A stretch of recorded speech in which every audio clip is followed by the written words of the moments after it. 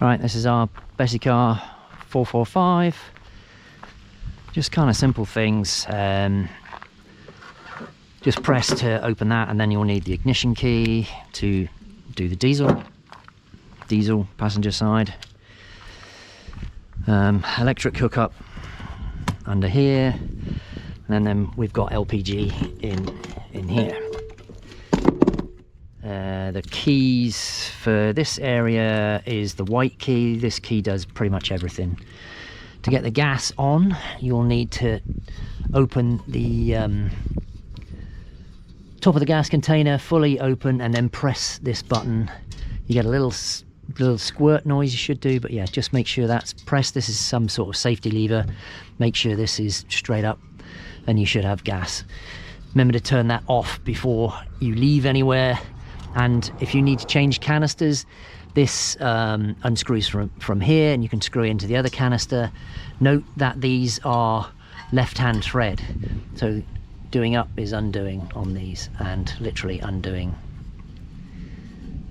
And they're a taper on here, so they don't need much doing up. They go tight quite easily. There is a spanner inside for that.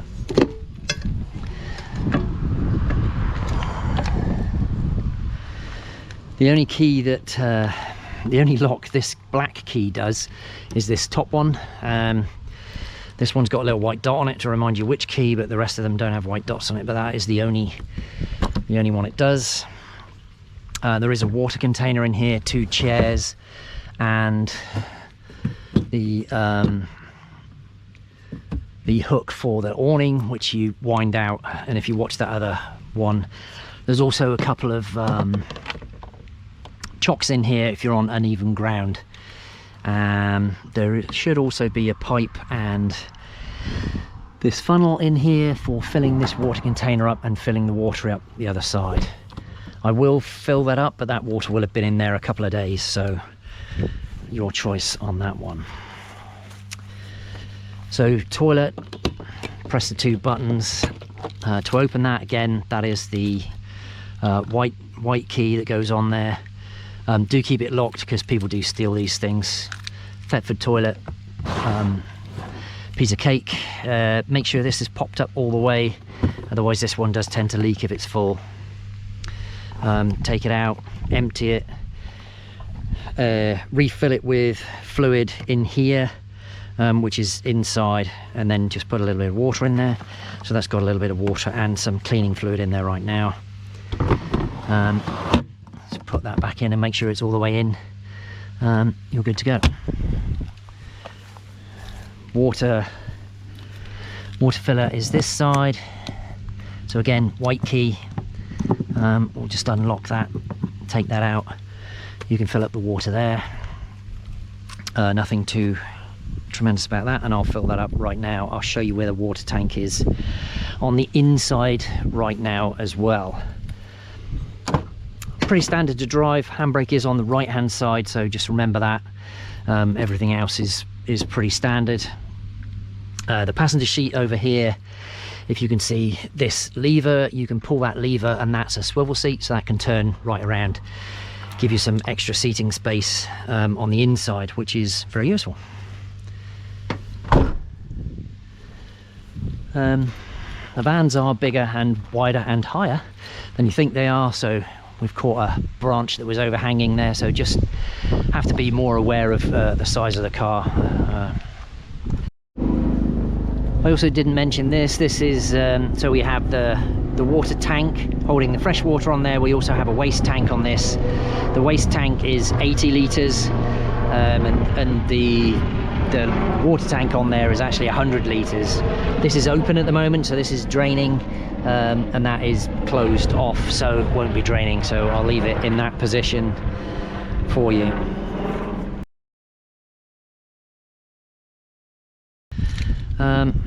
Again, this is the white key to open and lock this. Just make sure the door's just firmly back to lock, and it does stick a little bit, but that's locked now. And then to unlock is down to the bottom. Pretty straightforward. I don't on the inside. Up is locked, and down obviously opens. Under these two seats, this side is the water tank. If you do need to empty this, you can open this large filler. There is a chain in here which holds the plug. Just pull the plug out, empty it out. I'll give this a rinse and fill this up with fresh water every time.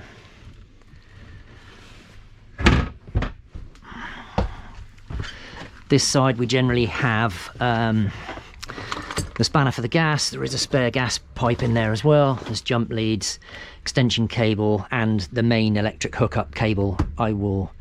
Actually it'll be connected, but that's where I normally keep that. This also seconds as the bed, and the bed cunningly pulls out from here.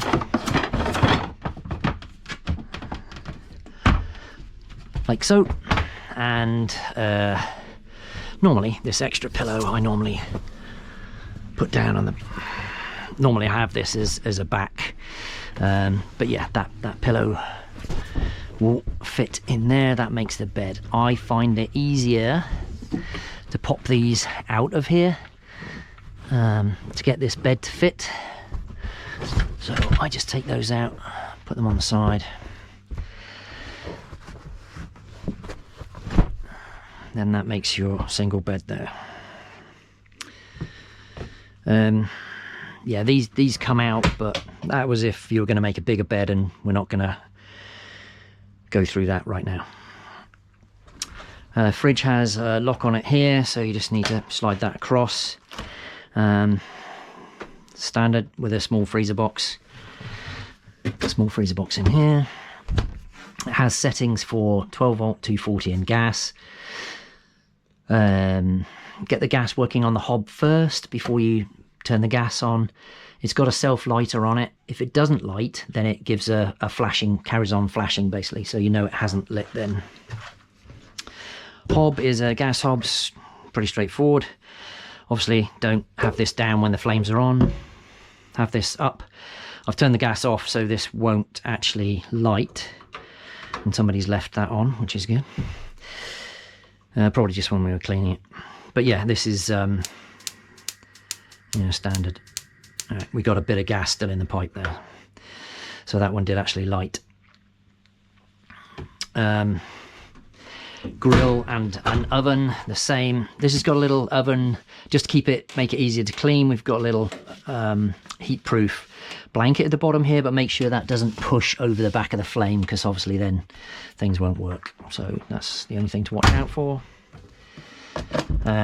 Pots and pans in there. Water tank is in there with some cleaning things. Normal storage for your food items, and cutlery's in here. Main items, bigger items in here. Doesn't want to play with me. Two lots of all the things up here basically, and there's a cupboard in here. I didn't bring the kettle out. There is a kettle in here, and there's also a kettle to go on the gas hob as well if you don't have electric hookup. Toilet, dead easy. So we've seen the outside. This is a Thetford toilet, so we have a lever. Open the lever, use the toilet, flush the toilet, close the toilet. That is it. It has got an indicator when it's open, but it's quite obvious when it's full, because when you open this, you can see it's full. Shower is very good actually, but obviously uses a lot of water, so just need to be aware of that. Sink, cupboards, usual. We'll show you in here. Just unhook this. So when you're on hookup, you've got the heater and the water heater. So if you're on 240 now and we turn that on, then you just get hot water, and the heater would be available. The controls are over on the right hand side. You can set these trips off if you're using the microwave, the heater and the kettle maybe at the same time with the hot water. Then maybe these trips might go off. So just reset them, minimize your usage, you know, turn the microwave off, do the kettle, and then turn it back on again. Controls, as in the longer video, for the heating and the hot water are over there. I think that's fine. Yeah, so the hot water will work on gas as well. So if you turn that down, to the bottom, then it will try and fire up on gas, and this is the temperature, which is probably fine set there. And this is for the heater, and you've got various settings on the heater for that. You can also turn this on gas, and this is the gas controller. You just turn that on, and then this is a single heater. It's single click fire igniter, and then you have to look for the pilot light in through this small hole here. So that's a bit more fiddly to get lit. It doesn't actually automatically click like that one. This drawer seems to be slightly stuck. We've got some torches and some maintenance things in here, and the leisure batteries down here. Yes, now we need to talk about this. So we've got battery here, and then we've got we're on mains at the moment, so this is showing us that mains are full. This switch is showing you the back of the camper van,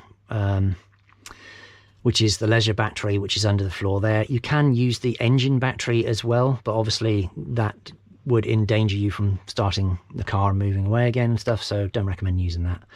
In the middle is just obviously if you're hooked up on mains, that's fine. If you're not hooked up on mains, then this will give you the leisure battery, and you just get 12 volts with that, so you won't be able to use the microwave or any of the 240 plugs that are here. It doesn't drive that, but there are some USB chargers and things just for charging phones. So yeah, just putting this bed away, reverse process. Obviously you need to lift that up over those two little lugs. Put that away. There is a table in here. So the table slides out. There are another couple of bits of wood in here, which is for extending that bed. They go on each one of these things, match up on each one of these. And you'll need the extra set of pillows for that if you have the larger bed. This table, pretty standard, normal caravan table. Make sure that's out all the way, and then it hooks onto this bar. I seem to have got marked up a little bit there, and we have not cleaned it, so I will sort that out. Obviously the reverse to put it away, but I'll give that a quick clean while we're here. Don't think there's anything else. I guess just this center one, everything's got blinds. So this has got fly screens and blackout blinds coming the other way. Just to open this, it's pretty straightforward. You need to open these two.